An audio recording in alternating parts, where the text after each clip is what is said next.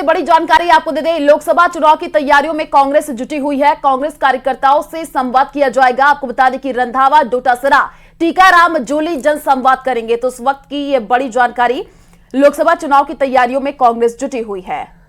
तो महासंग्राम 2024 से जुड़ी ये बड़ी खबर आपको बता रहे हैं, जहां पर लगातार लोकसभा चुनाव को लेकर सभी पार्टियों की ओर से तैयारियां तेज कर दी गई हैं। कांग्रेस की ओर से भी लगातार मैराथन बैठकों का सिलसिला जारी है और इसी से जुड़ी एक और बड़ी खबर और अपडेट आपको बताते चले। लोकसभा चुनाव की तैयारियों में कांग्रेस संवाद कार्यक्रम करेगी, कार्यकर्ताओं से संवाद किया जाएगा। इसमें पीसीसी चीफ गोविंद सिंह डोटासरा, प्रदेश प्रभारी सुखजिंदर सिंह रंधावा और नेता प्रतिपक्ष टीकाराम जूली भी शामिल रहने वाले हैं, जो कार्यकर्ताओं से बातचीत करेंगे और उन्हें जीत का मंत्र भी दिया जाएगा।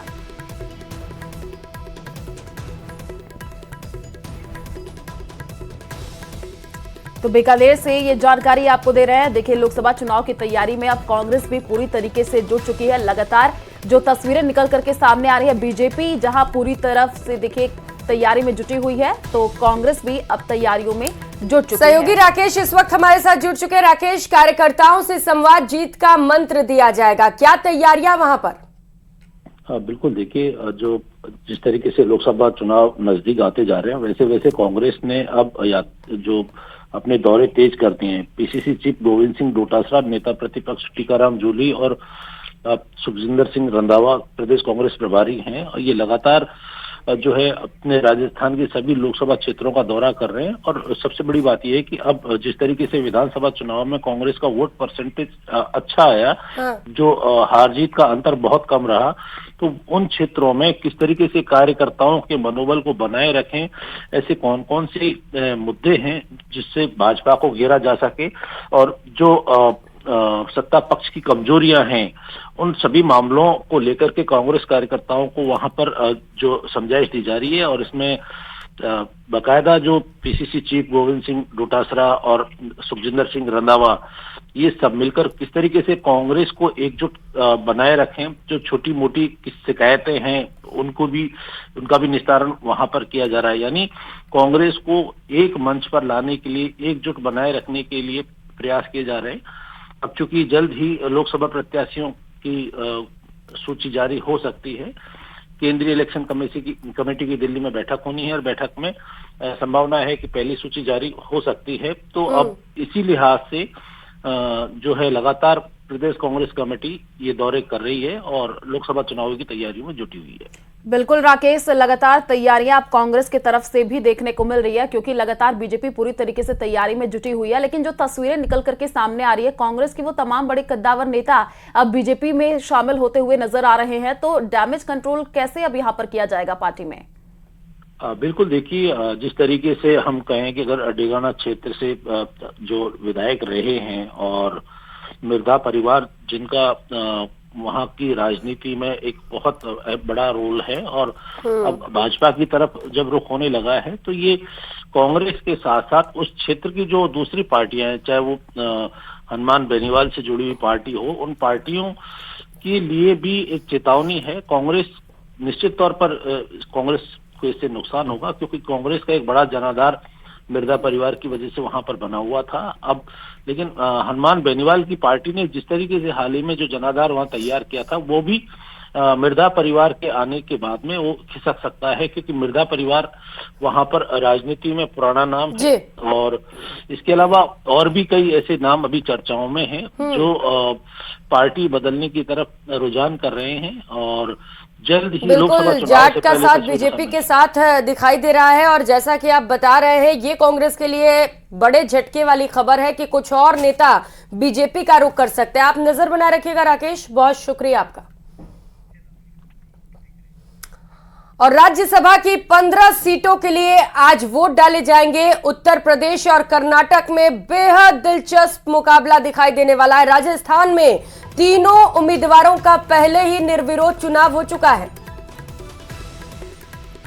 तो ये बड़ी जानकारी आपको देना है। आपको बता दें कि राज्यसभा की 15 सीटों के लिए आज वोट डाले जाएंगे। उत्तर प्रदेश और कर्नाटक में दिलचस्प मुकाबला आज आपको देखने को मिलेगा। आपको बता दें कि राजस्थान में तीनों उम्मीदवारों का निर्विरोध चुनाव हो चुका है और इसको लेकर के ये बड़ी जानकारी। 15 सीटों के लिए आज वोट डाले जाएंगे। क्योंकि बाबूलाल धायल हमारे साथ जुड़ चुके हैं। बाबूलाल, कहा जा रहा है कि बड़ा ही दिलचस्प मुकाबला देखा जाएगा उत्तर प्रदेश और कर्नाटक में। हालांकि राजस्थान की बात करें तो यहाँ पर तीनों उम्मीदवार निर्विरोध चुने जा चुके हैं। जी बिल्कुल, और क्योंकि इंडिया गठबंधन है एक तरफ और दूसरी तरफ बीजेपी है जिसके हौसले बुलंद हैं, और राजस्थान में तो निर्विरोध निर्वाचन हो चुका है। लेकिन ये जो नतीजे होंगे राज्यसभा चुनाव के, वो एक तरह से लोकसभा चुनाव होने जा रहे हैं, उस पर जरूर असर डालेंगे। अगर बीजेपी के समर्थन में कहीं भी कोई क्रॉस वोटिंग होती है उत्तर प्रदेश जैसे राज्यों में, कर्नाटक में, तो फिर आप मानिएगा कि बहुत तो फायदा होगा पार्टी को, क्योंकि उत्तर प्रदेश में अगर एसपी के बीएसपी के विधायक अगर क्रॉस वोटिंग कर देते हैं तो फिर यकीन मानिएगा कि जो गठबंधन बना है इंडिया का उसको बहुत झटका लगेगा। कर्नाटका में जो स्थिति है उस पर भी असर पड़ सकता है, क्योंकि वहां पर कांग्रेस की सरकार बनी है, और ऐसे में देखना यही होगा कि किस तरह से अपने कुनबे को संभाल करके आज वोटिंग कराई जाएगी। हालांकि क्रॉस वोट करना बहुत मुश्किल होता है, लेकिन पहले यहाँ पर भी हुआ, राजस्थान में भी, जब पिछले साल जब चुनाव हुए थे और धौलपुर की विधायक ने क्रॉस वोट कर दिया था, जबकि वो बीजेपी की विधायक थी। लेकिन दिखा करके वोट करने का एक चलन होता है राज्यसभा के चुनाव में, और दिखाने के बाद भी कई विधायक क्रॉस वोट करके और अपनी पार्टी के लिए मुश्किल खड़ी कर देते हैं। तो ऐसे में एक एक वोट बहुत ही कीमती होता है, और ऐसे में देखना यही होगा कि अगर कहीं भी क्रॉस वोट होता है तो वो एक तरह से बीजेपी के पक्ष में अगर वोट जाएगा तो बीजेपी के लिए कई जो हारते उम्मीदवार हैं, अगर ज्यादा उम्मीदवार, क्योंकि जहां पर खड़े किए गए हैं, जहां निर्विरोध निर्वाचन नहीं हुआ है, तो वहां पर जो जीतना हुआ उम्मीदवार भी वो हार सकता है, और हारने वाले उम्मीदवार भी वो जीत सकते हैं, क्योंकि वोटों का जो मार्जिन है वो ज्यादा नहीं होगा, तब कहीं जाकर आमने सामने मुकाबले हो रहे हैं। नहीं तो अगर जैसे राजस्थान में 3 सीटें थी तो 3 ही उम्मीदवार खड़े हुए थे, लेकिन उत्तर प्रदेश और कर्नाटक में उम्मीदवार ज्यादा है। ऐसे में क्रॉस वोटिंग की संभावनाओं से भी इनकार नहीं किया जा सकता। देखना यही है कि एसपी है, बीएसपी है, जो दूसरे और दल हैं जो आपस में गठबंधन करके और आपको चुनाव लड़ रहे हैं। बिल्कुल बाबूलाल, आप नजर बना करके रखिए, आगे भी आपसे अपडेट लेंगे। फिलहाल शुक्रिया तमाम जानकारी साझा करने के लिए। झुंझुनू सीट पर बीजेपी उम्मीदवार बदलने की तैयारी करती दिख रही है। सांसद नरेंद्र खीचड़ के विधानसभा चुनाव हारने के बाद पार्टी अब उन्हें फिर से लोकसभा चुनाव में टिकट देने का जोखिम नहीं उठाती दिख रही है। पार्टी किसी नए चेहरे पर दाव लगाकर जीत का सिलसिला बरकरार रखना चाहती है। ये खास रिपोर्ट देखिए।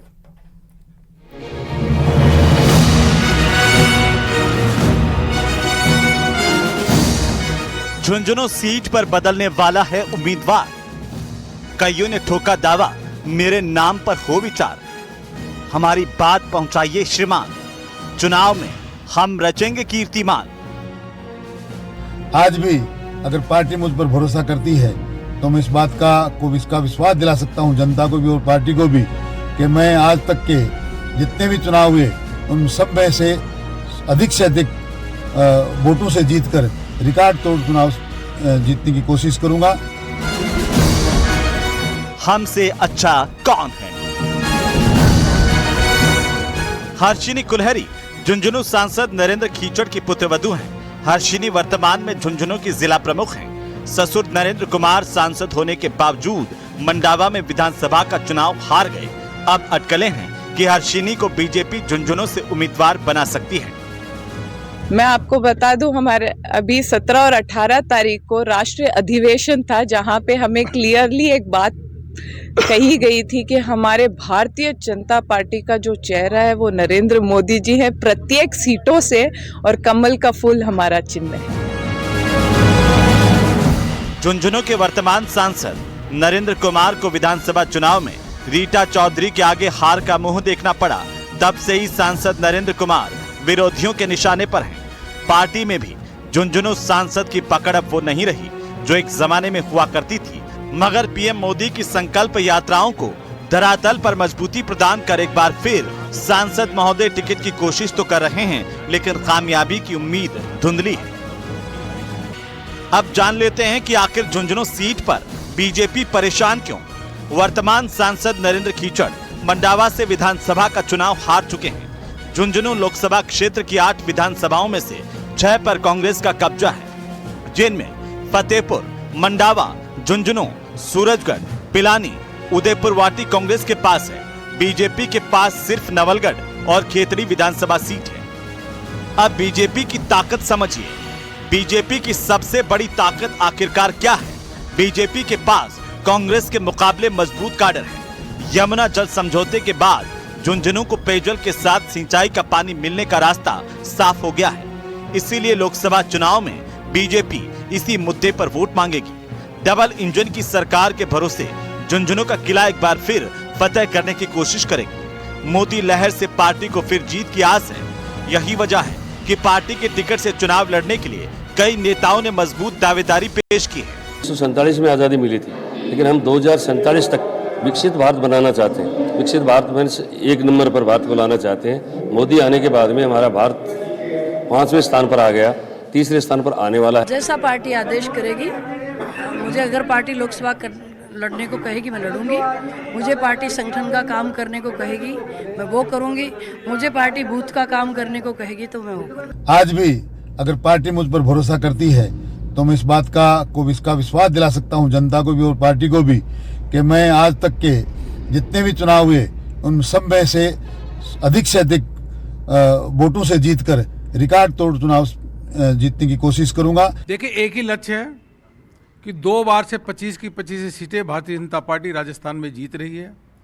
और इस बार भी ये लक्ष्य है कि 25 की 25 सीट तो जीतेंगे ही जीतेंगे।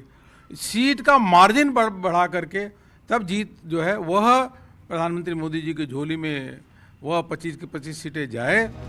पार्टी के सामने कई विकल्प हैं, लेकिन इस बार वो तजुर्बे के साथ नए और ऊर्जावान चेहरों को मौका देना चाहती है ताकि युवा मतदाता उसके पक्ष में वोट कर सके। बीजेपी एक बार फिर मोदी सरकार का नारा बुलंद कर रही है। पार्टी ने सूबे की तमाम 25 सीटें जीतने का मकसद तय किया है और इसी कड़ी में पार्टी बड़े प्रयोग करने से भी नहीं हिचकेगी और जिन नेताओं की लोकप्रियता का ग्राफ गिर रहा है उन्हें अब मैदान से बाहर करने से भी पीछे नहीं हटेगी। इसी कड़ी में कई नेताओं को टिकट कटने का खतरा सता रहा है और वो अपनी टिकट बचाने के लिए जी तोड़ कोशिश कर रहे हैं, मगर कॉन्फिडेंट बीजेपी आखिर क्या उनकी बात सुन पाएगी, ये देखना बाकी है। कैमरा पर्सन अविनाश के साथ बाबूलाल धायल, न्यूज 18 जयपुर। और राजस्थान में अब जल्द क्रूड ऑयल का उत्पादन शुरू होने की उम्मीद जगी है। बालोतरा के पचपदरा में स्थित रिफाइनरी का 90% काम पूरा हो चुका है और ऐसे में ये उम्मीद जताई जा रही है कि साल के अंत तक पचपदरा रिफाइनरी में क्रूड ऑयल के उत्पादन शुरू हो जाएंगे। और सोमवार को मुख्यमंत्री भजनलाल शर्मा ने रिफाइनरी प्रोजेक्ट को लेकर के हिंदुस्तान पेट्रोलियम कॉर्पोरेशन लिमिटेड और राजस्थान रिफाइनरी लिमिटेड के अधिकारियों के साथ रिव्यू मीटिंग भी ली है। इस दौरान मुख्यमंत्री भजनलाल शर्मा ने निर्देश दिए कि रिफाइनरी के कार्य को दीपावली के पहले पूरा कर लिया जाए।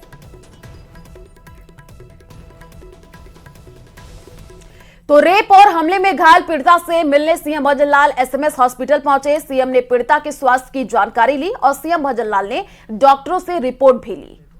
मुख्यमंत्री ने पीड़िता के परिजनों से भी मुलाकात की। तस्वीरें उस दौरान की आपको दिखा रहे हैं जहां पर परिजन एसएमएस अस्पताल के इलाज से संतुष्ट नजर आए।